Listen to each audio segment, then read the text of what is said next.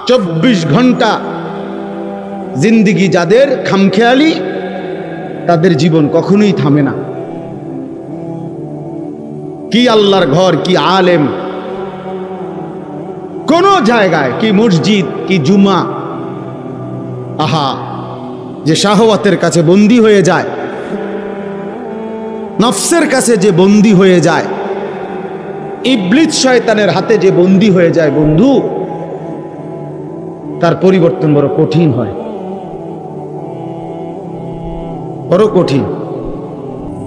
হাদিসের মধ্যে আছে, নবী সাল্লাল্লাহু আলাইহি সাল্লাম বলছেন, কিছু মানুষের দিল আছে এমন, যাদের অন্তর কাল কুজে মিরবাদান, না না না না পানি খাওয়ার জন্য, এটা জিনিস দেখা পারবে, এই যে এইটা মনে করেন গ্লাস, এরকম, অর্থাৎ যেই গ্লাস, যেই মগ, যেই জগ উল্টানো, একদম উল্টাইয়া রাখছে।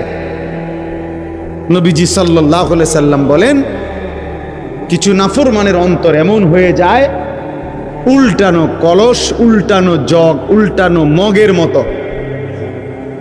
ফলে আটলান্টিক মহাসাগরের পানিও যদি এইবার এইটার উপরে ঢালে, এটা পুরবে না, কারণ এটা তো উল্টানো। তো রাসূলুল্লাহ সাল্লাল্লাহু আলাইহি সাল্লাম বলে, লা ইয়ারিফু মারুফান ওয়ালা ইউনকিরু মুনকারান। আহা, বদনসিব তখন এমন হয়ে যায়, কোন নেক কাজ তার কাছে আর মনে পড়ে না, কোন গুনাহ থেকে বেঁচে থাকার আর তৌফিক হয় না। ওই জীবন তখন লানতের জীবন হয়। ওই জীবন তখন বাইসিরিয়াল শয়তান তাকে তার গোলাম বানায়, একটার পর একটা গুনাহ।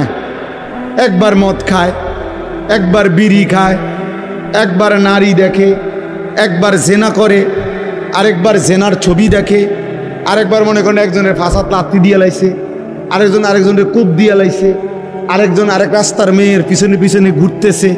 মানে পাগলে কি করে তার আর কোনো কি নাই, জীবনের কোনো সিরিয়াল নেই, হায়াতের কোনো আর কি নাই, কিছুই নাই।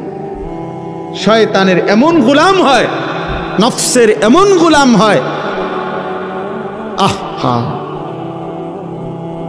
জীবন তখন আর কোনো কিছুতেই লজ্জাবোধ হয় না, লজ্জাবোধ হয় না।